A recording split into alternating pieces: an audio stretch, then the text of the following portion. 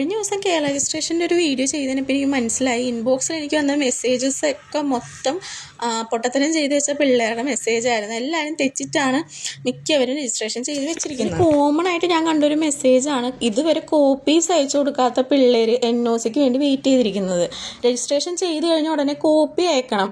Copy അയക്കാണ്ട് ഒരിക്കലും നമുക്ക് NOC കിട്ടില്ല. ഇതിനെക്കുറിച്ച് ഡീറ്റെയിൽ ആയിട്ട് ഞാൻ ഇതിൻ്റെ ഫസ്റ്റ് പാർട്ട് വീഡിയോയിൽ ഞാൻ പറഞ്ഞിട്ടുണ്ട്. ഈ പറയുന്ന കാര്യങ്ങൾ കർണാടക ആന്ധ്രാപ്രദേശിലൊക്കെ പഠിച്ച പിള്ളേർ കേരളത്തിലോട്ട് രജിസ്ട്രേഷൻ മാറ്റുമ്പോൾ ചെയ്യുന്ന കാര്യങ്ങളെക്കുറിച്ച് ഞാൻ ആദ്യം തന്നെ സർട്ടിഫിക്കറ്റ്സിൻ്റെ കോപ്പീസൊക്കെ കേരള നഴ്സിംഗ് കൗൺസിലിന് അയച്ചു കൊടുത്ത് ഏറെക്കുറെ ഒരു മാസം 1.5 മാസമായപ്പോൾ എൻ്റെ മെയിലിൽ ഇങ്ങനെ എനിക്കൊരു മെസ്സേജ് വന്നു. മെയിൽ എന്താണെന്ന് വെച്ച് കഴിഞ്ഞാൽ നമ്മൾ കൊടുത്ത കോപ്പീസ് അവർക്ക് റിസീവായി, അവർ ഇനി NOCക്ക് വേണ്ടിയിട്ട് ആന്ധ്രാപ്രദേശിന് കോണ്ടാക്ട് ചെയ്യുന്നു എന്നാണ് അവർ ഉദ്ദേശിക്കുന്നത് ആ മെയിലിലൂടെ.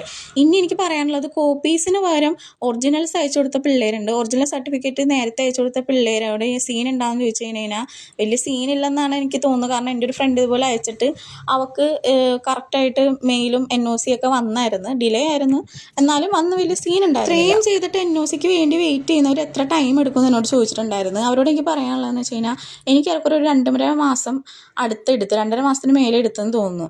ഞാൻ എന്നിട്ട് ആന്ധ്രാപ്രദേശിന് മെയിലും മെസ്സേജസ് ഒക്കെ വിട്ട് കഴിഞ്ഞിട്ടാണ് എനിക്ക് NOC കിട്ടിയത്. അടുത്ത വീഡിയോയിൽ ഞാൻ NOC വന്നു കഴിഞ്ഞിട്ട് ചെയ്ത കാര്യങ്ങളൊക്കെ ഡീറ്റെയിൽസ് ആയിട്ട് പറയാം. പിന്നെ ആന്ധ്രാപ്രദേശിന് ഞാൻ കോൺടാക്ട് ചെയ്ത നമ്പേഴ്സ് മെയിലൊക്കെ വേണ്ടവർ എനിക്ക് DM ചെയ്താൽ മതി.